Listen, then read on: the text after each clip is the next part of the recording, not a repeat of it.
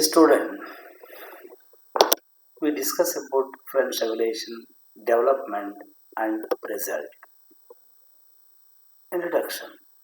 The French Revolution represents an event of worldwide significance in the historical development of mankind for brought about a profound change and new degree of the development of socio-economic, political and cultural life of society. It may be considered a classical revolution since it created the economic, political, and ideal pre-qualities for capitalism and reached its worldwide victory and to become the determinative social system. ಪ್ರಿಯ ವಿದ್ಯಾರ್ಥಿಗಳೇ, ನಾನೀಗ ನಿಮ್ಮನ್ನು ಚರ್ಚೆ ಮಾಡ್ತಕ್ಕಂಥ ವಿಚಾರ ಫ್ರಾನ್ಸಿನ ಮಹಾಕ್ರಾಂತಿಯ ಬೆಳವಣಿಗೆ ಮತ್ತು ಅದರ ಪರಿಣಾಮಗಳೇನಾಯಿತು, ಅದರ ರಿಸಲ್ಟ್ ಏನಾಯಿತು ಅಂತಕ್ಕಂಥದ್ದು ಮುಖ್ಯವಾಗಿ. ನೋಡಿ, ಫ್ರಾನ್ಸಿನ ಮಹಾಕ್ರಾಂತಿ ಅಂತಕ್ಕಂಥದ್ದು ವಿಶ್ವ ಸಮುದಾಯಕ್ಕೆ ಒಂದು ಹೆಗ್ಗುರುತಾಗಿ ಪರಿಣಮಿಸಿದ ಕ್ರಾಂತಿ. ಆಗಲೂ ಹೇಳಿದಂತೆ ಮಾನವ ಚರಿತ್ರೆಯಲ್ಲಿಯೇ ಒಂದು ಪ್ರಮುಖವಾದಂತಹ ಕ್ರಾಂತಿ ಇದು. ಮುಖ್ಯವಾಗಿ ಒಂದು ಹೊಸ ಪ್ರಜಾಪ್ರಭುತ್ವ ಎಂಬತಕ್ಕಂಥ ಒಂದು ಹೊಸ ಸಿದ್ಧಾಂತವನ್ನ ಜಗತ್ತಿಗೆ ಪರಿಚಯ ಮಾಡಿಕೊಟ್ಟುದಲ್ಲದೆ ಜನರ ಸಾಮಾಜಿಕ, ಆರ್ಥಿಕ, ರಾಜಕೀಯ, ಸಾಂಸ್ಕೃತಿಕವಾದಂತಹ ಒಂದು ಬೆಳವಣಿಗೆ ಕಾರಣವಾದಂತಹ ಕ್ರಾಂತಿ ಇದು. ಇದೊಂದು ಕ್ಲಾಸಿಕಲ್ ಸಾಂಪ್ರದಾಯಿಕವಾಗಿರ್ತಕ್ಕಂಥ ಚಳವಳಿ. ಅದು ಕೂಡ ಇದು ಜನರ ಆರ್ಥಿಕ, ರಾಜಕೀಯ ಮತ್ತು ಅವರ ಒಂದು ಚಿಂತನೆಗಳನ್ನ ಬದಲು ಮಾಡಿದಂತಹ ಕ್ರಾಂತಿ. ಇದು ಮುಖ್ಯವಾಗಿ ಜಗತ್ತಿಗೆ ಸಂದಂತಹ ಒಂದು ಜಯ ಅಂತ ಇತಿಹಾಸಕಾರರು ಕರೆದಿದ್ದಾರೆ. In the course of the French revolution ಬಗ್ಗೆ ಹೇಳಿದಾಗ, the first one is oath of tennis code. Rigid discriminatory stance of the king made the people furious. They decided to meet on June 17th, 1789 at Versailles. It was known as the National Assembly. Mirabeau and Abbesius were the leaders of this. After the 3 days of discussion, they asked the king to solve the problems of common man and wanted the new constitution to be framed. For this they took the oath. They all vowed to fight for a new liberal constitution. This oath was known as the Oath of Tennis Court. The Oath of Tennis Court, it happened on 20th June 1789. 1789. Mainly, formation of the National Assembly. Formation of National Assembly. It prevailed from 1789 to 1791. The important tasks of National Assembly: declaration of human rights, forming of new constitution, judiciary reforms, administrative reforms, financial reform, reorganization of the church. Reorganization of the church. First one, declaration of human rights. The National Assembly declared the human rights on August 27, 1789. The main purpose of French Revolution was to bestow human rights to its citizens. It signaled the dawn of democracy in France. The important human rights were all were equal and independent by birth. People are supreme and the government should protect the human rights. All are equal before law. The important laws were to be formed by the officials with the consent of the people. Right to personal liberty, right to speech, right to freedom of press and religion. Where people should have the rights in making laws. The second one, forming of new constitution. The National Assembly decided to have new constitution in France. It wanted to return constitution like that of USA in France. It established a limited monarchy. In this, king was supreme and he has the power of making law, removing of law, appointment of the new officers, also removal of the official. The legislative consisted of only one chamber called the Legislative Assembly. It was to consist of 745 members elected for the term of 2 years. The right to vote was to given to all the citizens, but only to those who paid tax to the state. Judiciary reforms, next one. The system was corrupt, so National Assembly wanted to completely change the system. They wanted to separate judiciary from the executive and legislative. National Assembly decided that the judge was to be elected by the people once in 4 years. They introduced a new jury system for the fast disposal of cases and render justice to the people. It also decided that no one was to be arrested without inquiry. Administrative reforms. National Assembly abolished the centralized administration and it introduced the decentralized administration. France was divided under 83 communes, and they were again divided at arrondissement and further divided as cantons. 83 departments of uniform size and rights. It gave power to people to maintain the local administration. Financial reform. The National Assembly had to recuse the state from bankruptcy. The Assembly nationalized the church lands and issued the paper money assignment on the security of the nationalized church land. Equality of taxation, a notable achievement of the National Assembly. Tax yielded more income and they were less burdensome because they were more evenly distributed among all the classes of the French society. First one, recognition of the church. The revolutionists of France had strong anti-church feeling. Hence, they took district auction against the church. Tithes were abolished, church lands were nationalized, and the religious orders were suppressed. Then came the reorganizations of the church by the civil constitution of the clergy in 1790 April. This new civil constitution was introduced. According to this, member of bishops were reduced from 134 to 83. Before, the clergy and father were elected by the king, but now they were elected by the people. Louis XVI turned all the reforms made by the National Assembly. ಪ್ರಿಯ ವಿದ್ಯಾರ್ಥಿಗಳೇ, ಮುಖ್ಯವಾಗಿ France ಕ್ರಾಂತಿಯ ಬೆಳವಣಿಗೆ ತೆಗೆದುಕೊಂಡಾಗ ಅದರಲ್ಲಿ tennis court ಪ್ರತಿಜ್ಞೆ ಅಂತಕ್ಕಂಥದ್ದು ಪ್ರಮುಖವಾಗಿ ಬರ್ತದೆ. ಮುಖ್ಯವಾಗಿ ಜನತೆ ರಾಜನ ಅಸಮಾನತೆಯನ್ನ, ದೇಶದ ಆರ್ಥಿಕ ದುಸ್ಥಿತಿಯನ್ನ ವಿರೋಧಿಸಿ 1789 ಮೇ 5ರಂದು ಚಳುವಳಿ ಅಥವಾ ಕ್ರಾಂತಿಯನ್ನು ಆರಂಭಿಸ್ತಾರೆ. ಆಗ ರಾಜ ಸುಮಾರು 175 ವರ್ಷಗಳಿಂದ ಕರೆಯದೇ ಇದ್ದಂತಹ ಎಸ್ಟೇಟ್ ಜನರಲ್ ಅಸೆಂಬ್ಲಿಯನ್ನ ಕರೆಯುವುದಾಗಿ ಪ್ರಕಟಿಸ್ತಾನೆ. ಅಲ್ಲೂ ಕೂಡ ಅಸಮಾನತೆಯನ್ನು ವ್ಯಕ್ತಪಡಿಸಿದಾಗ ಜನತೆ ಸಭೆಯನ್ನು ಧಿಕ್ಕರಿಸಿ ಬರಬಹುದು. ವರ್ಸೈಲ್ಸ್ ಅರಮನೆಯ ಮುಂಭಾಗದಲ್ಲಿ ಜೂನ್ 17ನೇ ತಾರೀಕು 1789 ಸಭೆ ಸೇರ್ತಾರೆ. ಅಲ್ಲಿ ಅದನ್ನು ನಾವು ರಾಷ್ಟ್ರೀಯ ಸಭೆ ಅಂತ ಕರಿತೀವಿ. ಮಿರಾಬಿಯು ಮತ್ತು ಅಬ್ಬೇಸಿಯಸ್ ಅಂತಕ್ಕಂಥ ನಾಯಕತ್ವವನ್ನು ವಹಿಸಿಕೊಂಡಿರ್ತಕ್ಕಂಥವ್ರು.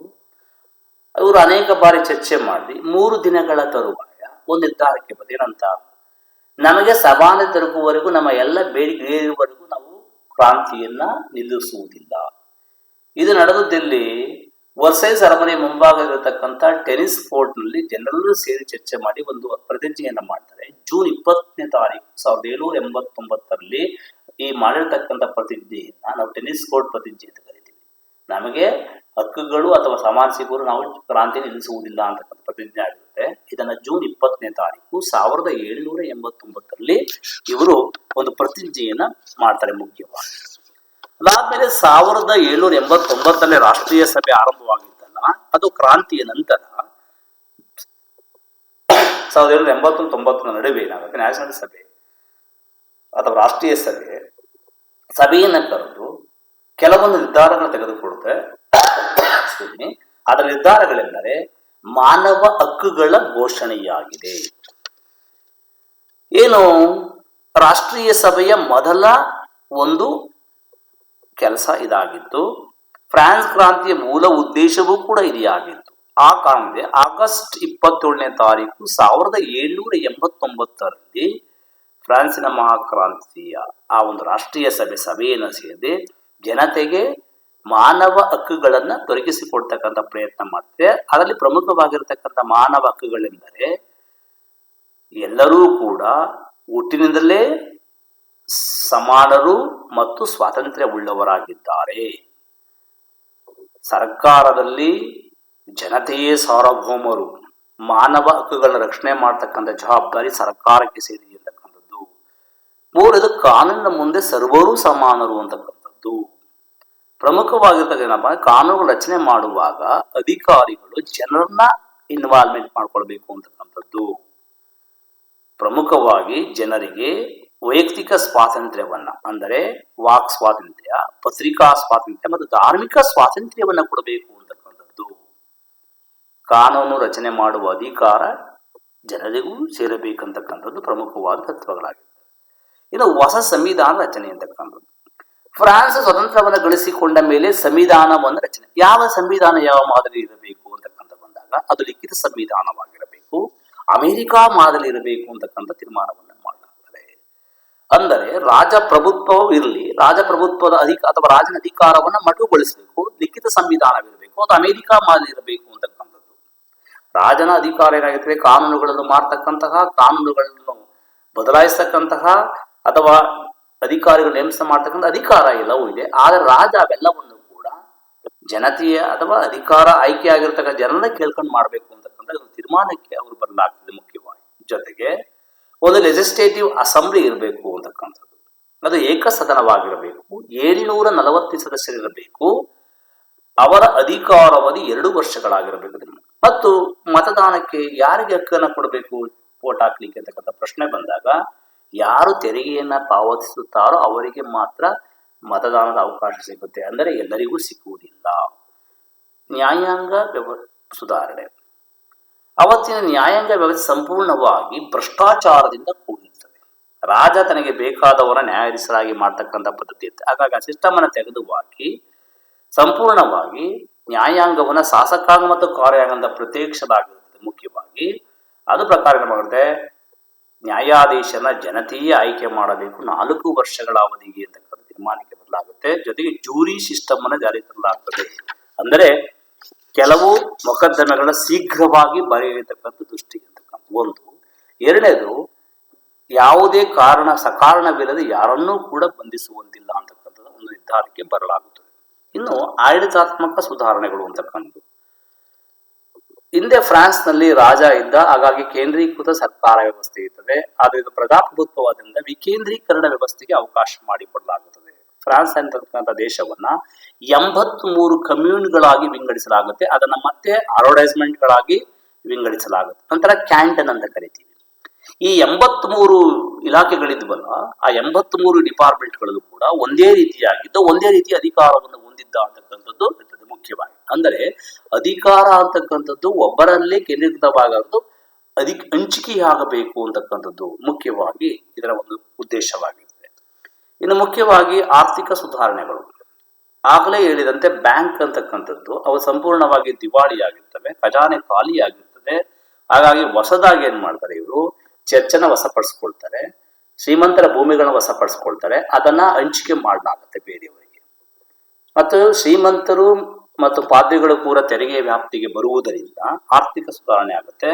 ಅದೇ ಸಂದರ್ಭದಲ್ಲಿ ಒಂದು ಪೇಪರ್ ಮನಿ, ಅಜೈನಾಟ್ ಅಂತಕ್ಕಂಥ ಒಂದು ಹಣಕಾಸು ವ್ಯವಸ್ಥೆಯನ್ನು ಜಾರಿಗೊಳಿಸಲಾಗುತ್ತೆ. ಮುಖ್ಯವಾಗಿ ಸರ್ವರು ಕೂಡ ತೆರಿಗೆಯಲ್ಲೂ ಕೂಡ ಸಮಾನ ಭಾಗಿದಾರರು ಅಂತಕ್ಕಂಥ ಒಂದು ಪ್ರಶ್ನೆ ಬಂದಾಗ ಒಂದು ದೇಶದ ಆರ್ಥಿಕ ಸ್ಥಿತಿ ಸುಧಾರಣೆ ಆಗುತ್ತೆ. ಮುಖ್ಯವಾಗಿ ಚರ್ಚ್ ಅನ್ನ ರೀಆರ್ಗನೈಸ್ ಮಾಡಿರ್ತಕ್ಕಂಥದ್ದು ನೋಡಿ. ಮುಖ್ಯವಾಗಿ ಜನ ಅವತ್ತು ಚರ್ಚಿನ ವಿರುದ್ಧ ತಿರುಗಿ ಬಿದ್ದರು ಮುಖ್ಯವಾಗಿ. ಹಾಗಾಗಿ ಚರ್ಚನ್ನ ಮೊದಲಿಗೆ ನಿಷೇಧಗೊಳಿಸಲಾಯಿತು. ಅದರ ಆಸ್ತಿಪಾಸ್ತಿಗಳನ್ನ ಸರ್ಕಾರ ವಶಪಡಿಸಿಕೊಳ್ತದೆ. ಅಷ್ಟು ಮಾತ್ರವಲ್ಲ, 1790 ಏಪ್ರಿಲ್ ನಲ್ಲಿ ಅವರಿಗಾಗಿ ಒಂದು ಸಿವಿಲ್ ಸಂವಿಧಾನವನ್ನು ಜಾರಿಗೊಳಿಸಲಾಗುತ್ತದೆ. ಆ ಪ್ರಕಾರ ಬಿಷಪರ ಸಂಖ್ಯೆ ಅವತ್ತು 134 ಇತ್ತು, ಈಗ 83ಕ್ಕೆ ಇಳಿಕೆ ಮಾಡಲಾಯಿತು ಅದನ್ನ. ಜೊತೆಗೆ ಇವರು ಆಯ್ಕೆ ಆಗಬೇಕಾದ್ರೆ ಫಾದರ್ ಮತ್ತು ಬಿಷಪ್ಗಳು ಆಯ್ಕೆ ಆಗಬೇಕು, ಆದರೆ ಜನತೆಯಿಂದ ಆಯ್ಕೆ ಆಗಬೇಕು. ಮತ್ತೆ ರಾಜ ಮಾಡ್ತಿದ್ದ, ಈಗ ಜನರೇ ಆಯ್ಕೆ ಮಾಡಬೇಕು ಅಂತಕ್ಕಂಥ ಒಂದು ತೀರ್ಮಾನಕ್ಕೆ ಬರಲಾಗುತ್ತದೆ.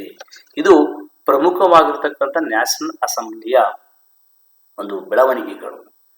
And finally result of the French revolution ಅಂತ ಕರಿತೀವಿ. End of the monarchy and dawn of democracy ಅಂತ ಹೇಳ್ತೀವಿ. ಮುಖ್ಯವಾಗಿ ಡಾನ್ ಆಫ್ ಡೆಮಾಕ್ರಸಿ ಅಂತಕ್ಕಂಥದ್ದು. Second one birth of nationalism ಅಂತಕ್ಕಂಥದ್ದು. Third one religious tolerance. Fourth one rise of Napoleon. Birth of socialism, birth of romanticism ಅಂತ ಕರಿತೀವಿ. First one declares of the end of monarchy and dawn of democracy. It signaled the monarchy and dawn of democracy. The appreciative reason of Louis dynasty came to an end. The era of monarchy, dictatorship ended. Republic of France came to existence. People began to enjoy the benefits of liberty, equality, and fraternity. Second one, Declaration of Human Rights. National Assembly declared the human rights and abolished the existing feudal system. Slavery, inequality, and injustice meted out to general public. It gave all political freedom to the French public. Thus, Declaration of Human Rights became one of the important milestones in the world history. It was a victory for the mass movement and for democracy. The third one, birth of nationalism. French Revolution had an everlasting effect on other countries of the world. It provided the necessary impacts, inspiration for countries like Italy, Germany, Belgium, Poland, Romania, Serbia, Greece, South Africa, and India to take their nationalist cause with a new forever. Professor Gooch rightly says that European nationalism is the child of French Revolution. Once again, Professor Gooch rightly says that European nationalism is the child of French Revolution. Fourth one, religious tolerance.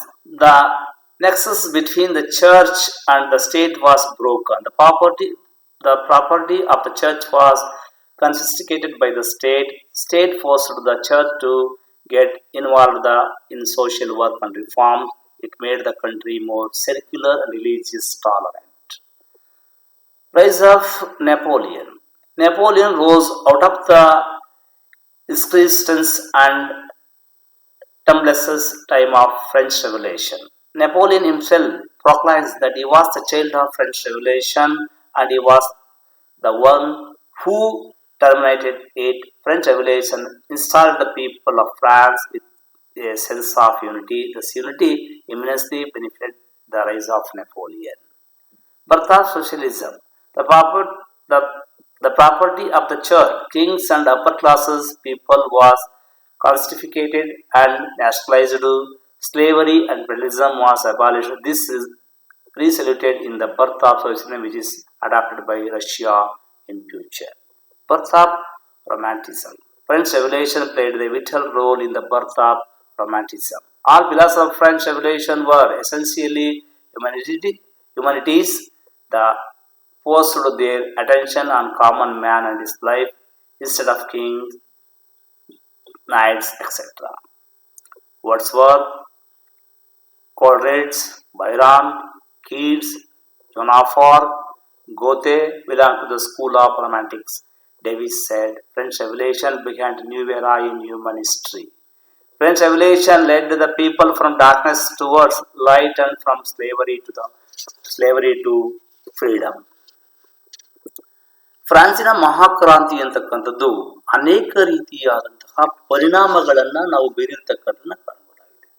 ಏನಿದು? ರಾಜಪ್ರಭುತ್ವಕ್ಕೆ ಅಂತಿಯಾಡಿ ಪ್ರಜಾಪ್ರಭುತ್ವಕ್ಕೆ ನಾಂದಿ ಆಡುವಂತಹ ಕ್ರಾಂತಿ ಇದು. ಮುಖ್ಯವಾಗಿ ಶತಮಾನಗಳಿಂದಲೂ ಫ್ರಾನ್ಸ್ನಲ್ಲಿ ಬೀಡುಬಿಟ್ಟಿರ್ತಕ್ಕಂಥ Louis ಮನೆತನಗಳ ದಬ್ಬಾಳಿಕೆದ ಆಳ್ವಿಕೆಯನ್ನ ಅಂತ್ಯಗೊಳಿಸಿ ಪ್ರಜಾಪ್ರಭುತ್ವ ಸರ್ಕಾರಕ್ಕೆ ಮುಂದೆ ಬರೆದಂತಹ ಕ್ರಾಂತಿ, ಸ್ವಾತಂತ್ರ್ಯ ಮತ್ತು ಸಮಾನತೆ ಭಾತೃತ್ವಗಳನ್ನ ಜನರಿಗೆ ಅನುಭವಿಸಲು ಅವಕಾಶ ಮಾಡಿಕೊಟ್ಟಂತ ಕ್ರಾಂತಿ. ಎರಡನೇದು ಮಾನವ ಹಕ್ಕುಗಳ ಘೋಷಣೆ, ಆಗಲೇ ಹೇಳಿದ ನ್ಯಾಷನಲ್ ಅಂತ ರಾಷ್ಟ್ರೀಯ ಸಭೆಯ ಅಗ್ಗಳಿಕೆ ಕೂಡ ಇದು ಮುಖ್ಯವಾಗಿ. ಫ್ರಾನ್ಸ್ ಅಲ್ಲಿ ಹಿಂದೆ ಇದ್ದಂತ ಗುಲಾಮಗಿರಿ, ಊಳಿಗಮಾನ ವ್ಯವಸ್ಥೆ, ಅಸಮಾನತೆಯನ್ನ ದೂರ ಮಾಡಿ ಜನರಿಗೆ ಸ್ವಾತಂತ್ರ್ಯವನ್ನು ತಂದುಕೊಟ್ಟಂತಹ ಕ್ರಾಂತಿಯೇ ಈ ಫ್ರಾನ್ಸಿನ ಮಹಾಕ್ರಾಂತಿ. ಹಾಗಾಗಿ ಇದು ಮಾನವ ಇತಿಹಾಸದಲ್ಲೇ ಒಂದು ಮೈಲಿಗಲ್ಲು ಎಂದು ಕರೆಯಲಾಗಿದೆ. ರಾಷ್ಟ್ರೀಯತೆಯ ಉದಯ ಅಂತ ಕರಿತೀವಿ. ಫ್ರಾನ್ಸಿನ ಮಹಾಕ್ರಾಂತಿ ಅಂತಕ್ಕಂಥದ್ದು ಬೇರೆ ಬೇರೆ ದೇಶಗಳಲ್ಲಿ ಒಂದು ರಾಷ್ಟ್ರೀಯತೆ ಅಥವಾ ಸ್ವಾತಂತ್ರ್ಯದ ಉದಯಕ್ಕೆ ಕಾರಣವಾದ ಕ್ರಾಂತಿ. ಇಟಲಿ ಇರ್ಬೋದು, ಜರ್ಮನಿ ಏಕೀಕರಣ ಇರ್ಬೋದು, ಪೋಲ್ಯಾಂಡ್ ಇರ್ಬೋದು, ಮುಖ್ಯವಾಗಿ ಬೆಲ್ಜಿಯಂ ಇರ್ಬೋದು, ರೊಮೇನಿಯಾ ಇರ್ಬೋದು, ಸರ್ಬಿಯಾ ಇರ್ಬೋದು, ಗ್ರೀಕ್ ಸ್ವತಂತ್ರ ಹೋರಾಟ ಇರ್ಬೋದು, ಸೌತ್ ಆಫ್ರಿಕಾ ಇರ್ಬೋದು, ಭಾರತ ಇರ್ಬೋದು, ಇವೆಲ್ಲರಿಗೂ ಕೂಡ ಕಾರಣವಾದಂತ ಕ್ರಾಂತಿ. ಅದಕ್ಕೆ ಪ್ರೊಫೆಸರ್ ಗೂಚ್ ಅಂತಕ್ಕಂಥ ವಿದ್ವಾಂಸ ಒಂದು ಕಡೆ ಬರೆದಿದ್ದಾನೆ ಮುಖ್ಯವಾಗಿ ಏನಂತ, ಯುರೋಪಿನ ರಾಷ್ಟ್ರೀಯತೆ ಅಂತಕ್ಕಂಥದ್ದು ಫ್ರಾನ್ಸ್ ಕ್ರಾಂತಿಯ ಶಿಶು ಎಂಬುದಾಗಿ ಕರೆದಿದ್ದಾನೆ. ಯುರೋಪಿನ ರಾಷ್ಟ್ರೀಯತೆ ಎಂಬುದು ಫ್ರಾನ್ಸ್ ಕ್ರಾಂತಿಯ ಶಿಶು ಅಂತ ಕರೀತಾನೆ ಮುಖ್ಯವಾಗಿ. ಇನ್ನು ಧಾರ್ಮಿಕ ಸಹಿಷ್ಣುತಾ ಮನೋಭಾವನೆಯನ್ನ ಮಾಡ್ತು. ಚರ್ಚ್ ಮತ್ತು ಜನಗಳ ನಡುವೆ ಇದ್ದಂತಹ ಒಂದು ಕಂದಕವನ್ನು ದೂರ ಮಾಡ್ತು. ಯಾಕಂದ್ರೆ ಚರ್ಚ್ನ ಆಸ್ತಿ ಎಲ್ಲವನ್ನು ಸರ್ಕಾರ ವಶಪಡಿಸಿಕೊಂಡಾಗ ಚರ್ಚ್ ಅಂತಕ್ಕಂಥದ್ದು ಸಾಮಾಜಿಕ ಸೇವೆಯಲ್ಲಿ ತೊಡಗಿಕೊಳ್ತದೆ, ಅನೇಕ ಶೈಕ್ಷಣಿಕ ಸಂಸ್ಥೆಗಳನ್ನು ಸ್ಥಾಪನೆ ಮಾಡ್ತದೆ. ಆ ಮೂಲಕ ನಾವೆಲ್ಲರೂ ಒಂದು ಅಂತಕ್ಕಂಥ ಒಂದು ಮನೋಭಾವನೆ ಬರ್ತದೆ. ನೆಪೋಲಿಯನ್ ಬೋನೋಪಾರ್ಟ್ ನೆಪೋಲಿಯನ್ ತಾನೇ ಸ್ವತಃ ಹೇಳಿಕೊಂಡಿದ್ದ, ನಾನು ಫ್ರಾನ್ಸ್ ಕ್ರಾಂತಿ ಶಿಶು ಎಂಬುದಾಗಿ ಹೇಳಿಕೊಂಡಿದ್ದಾನೆ. ಫ್ರಾನ್ಸ್ನಲ್ಲಿ ಉಂಟಾದಂತಹ ಎಲ್ಲ ಕೆಟ್ಟ ಬೆಳವಣಿಗೆಗಳು, ಅಸಮಾನತೆಗಳು, ದೇಶದ ಆರ್ಥಿಕ ದುಸ್ಥಿತಿಗಳು, ಇವೆಲ್ಲದ ಒಂದು ಪರಿಣಾಮವೇ ನೆಪೋಲಿಯನ್ ಬೋನೋಪಾರ್ಟ್ ಅಂತಕ್ಕಂಥವನ ಉದಯಕ್ಕೆ ಕಾರಣವಾಯಿತು. ಇನ್ನು ಸಮಾಜವಾದ ಬೆಳವಣಿಗೆ, ಯಾವಾಗ ಚರ್ಚ್ನ ಆಸ್ತಿ, ರಾಜನ ಅವನ ಬೆಂಬಾಲಕರ ಎಲ್ಲ ಆಸ್ತಿ ಪಾಸ್ತಿಗಳೆಲ್ಲವನ್ನು ಕೂಡ ಸರ್ಕಾರ ರಾಷ್ಟ್ರೀಕರಣ ಮಾಡ್ಕೊಳ್ತದೋ, ಗುಲಾಮಗಿರಿ ಊಳಿಗಮಾನ ವ್ಯವಸ್ಥೆ ರದ್ದು ಮಾಡ್ತದೋ, ಅದರ ಪರಿಣಾಮ ಸಮಾಜವಾದ ಅಂದ್ರೆ ಸರ್ವರೂ ಸಮಾನರು ಅಂತಕ್ಕಂಥ ಮನೋಭಾವನೆ ಬಂತು. ಆ ಒಂದು ಕಾನ್ಸೆಪ್ಟ್ ಮುಂದೆ ರಷ್ಯಾದಲ್ಲಿ ಸಮಾಜವಾದ ಬೆಳವಣಿಗೆ ಕಾರಣವಾಯಿತು ಎಂಬುದಾಗಿ ಬರೆದಿದ್ದಾರೆ. ಅಂಡ್ ಫೈನಲಿ ರೊಮ್ಯಾಂಟಿಕ್ ಸಾಹಿತ್ಯದ ಬೆಳವಣಿಗೆ ಅಂತ ಕರೀತೀವಿ. ಫ್ರಾನ್ಸಿನ ಮಹಾಕ್ರಾಂತಿ ಅಂತಕ್ಕಂಥದ್ದು ಮುಖ್ಯವಾಗಿ ರೊಮ್ಯಾಂಟಿಕ್ ಸಾಹಿತ್ಯದ ಬೆಳವಣಿಗೆ ಕಾರಣವಾದಂತಹ ಕ್ರಾಂತಿ. ಇಲ್ಲಿ ಜನ್ಮ ತಾಳಿರ್ತಕ್ಕಂಥ ಬೇಕಾದಷ್ಟು ಬರಹಗಾರರು ರೊಮ್ಯಾಂಟಿಕ್ ಸಾಹಿತ್ಯ ಕೊಡುಗೆಗಳನ್ನು ನೀಡಿದ್ದಾರೆ. ಅಲ್ಲಿ ವರ್ಡ್ಸ್ವರ್ತ್ ಇರ್ಬೋದು, ಮುಖ್ಯವಾಗಿ ಕೋಲ್ಡ್ರಿಡ್ಜ್ ಇರ್ಬೋದು, ಬೈರನ್ ಇರ್ಬೋದು, ಕೆಟ್ಸ್ ಇರ್ಬೋದು, ಜೋನ್ ಆಫ್ ಆರ್ಕ್ ಇರ್ಬೋದು, ಗೋತೆ ಇರ್ಬೋದು, ಇವರೆಲ್ಲರೂ ಕೂಡ ರೊಮ್ಯಾಂಟಿಕ್ ಸಾಹಿತ್ಯದ ಬೆಳವಣಿಗೆ ಕಾರಣ. ಅದಕ್ಕೆ ಡೆವಿಸ್ ಅಂತಕ್ಕಂಥ ವಿದ್ವಾಂಸ ಹೇಳ್ತಾನೆ, ಫ್ರಾನ್ಸಿನ ಮಹಾಕ್ರಾಂತಿ ಒಂದು ಹೊಸ ಮನ್ವಂತರಕ್ಕೆ, ಅದು ಮಾನವ ಇತಿಹಾಸದ ಮನ್ವಂತರಕ್ಕೆ ನಾಂದಿಯಾದಂತಹ ಕ್ರಾಂತಿ ಎಂಬುದಾಗಿ ಬರೀತಾ ಹೇಳ್ತಾನೆ ಮುಂದೆ. ಇದು ಮುಖ್ಯವಾಗಿ ಕತ್ತಲಿದ್ದ ಜನರನ್ನ ಬೆಳಕಿನೆಡೆಗೆ, ಸ್ವಾತಂತ್ರ್ಯವಿದ್ದವರಿಗೆ ಸ್ವಾತಂತ್ರ್ಯವನ್ನು ಕಲ್ಪಿಸಿಕೊಟ್ಟಂತಹ ಒಂದು ಕ್ರಾಂತಿ, ಅಥವಾ ಗುಲಾಮಗಿರಿಯಿಂದ ಸ್ವಾತಂತ್ರ್ಯವನ್ನು ಕಲ್ಪಿಸಿಕೊಟ್ಟಂತಹ ಕ್ರಾಂತಿ ಎಂಬುದಾಗಿ ಆತ ಡೆವಿಸ್ ಅಂತಕ್ಕಂಥವನು ಕೊಂಡಾಡಿದ್ದಾನೆ ಮುಖ್ಯವಾಗಿ. Conclusion: The French Revolution has received the enormous amounts of the historical attention, both from the general public and from scholars and academics. The major developments of the revolution was a manifestation of more prosperous middle classes becoming the conscience of social importance. ಫ್ರಾನ್ಸಿನ ಮಹಾಕ್ರಾಂತಿ ಅಂತಕ್ಕಂಥದ್ದು ಒಟ್ಟಾರೆಯಾಗಿ ಹೇಳುವುದಾದರೆ ಇದು ಸಾಮಾನ್ಯ ಜನರಿಗೆ ಮುಖ್ಯವಾಗಿ ಸ್ವಾತಂತ್ರ್ಯ ತಿಳ್ಕೊಟ್ಟು, ಇದು ಒಂದು ವಿದ್ಯಾರ್ಥಿಗಳಿಗೆ ಅಥವಾ ಸಂಶೋಧಕರಿಗೆ, ಶೈಕ್ಷಣಿಕ ವಲಯದವರಿಗೆ ಒಂದು ಅಧ್ಯಯನಕ್ಕೆ ಒಂದು ಒಳ್ಳೆಯ ವಸ್ತುವಾಯಿತು ಎಂಬುದಾಗಿ ಬರೆದಿದ್ದಾರೆ. ಫ್ರಾನ್ಸ್ ಕ್ರಾಂತಿಯ ಪ್ರಮುಖವಾದಂತಹ ಒಂದು ಬೆಳವಣಿಗೆ ಎಂದರೆ ಮಿಡಲ್ ಕ್ಲಾಸಸ್ ಅಂದ್ರೆ ಮಧ್ಯಮ ವರ್ಗದವರಿಗೂ ಕೂಡ ಸಮಾಜದಲ್ಲಿ ಒಂದು ಪ್ರಾಮುಖ್ಯ ದೊರೆಯುತ್ತದೆ ಎಂಬುದನ್ನು ತೋರಿಸಿಕೊಟ್ಟಂತಹ ಒಂದು ಕ್ರಾಂತಿ. ಹಾಗಾಗಿ ಇದು ಪ್ರಮುಖವಾದ ಕ್ರಾಂತಿ ಎಂಬುದಾಗಿ ಹೇಳ್ತೀವಿ. Thank you.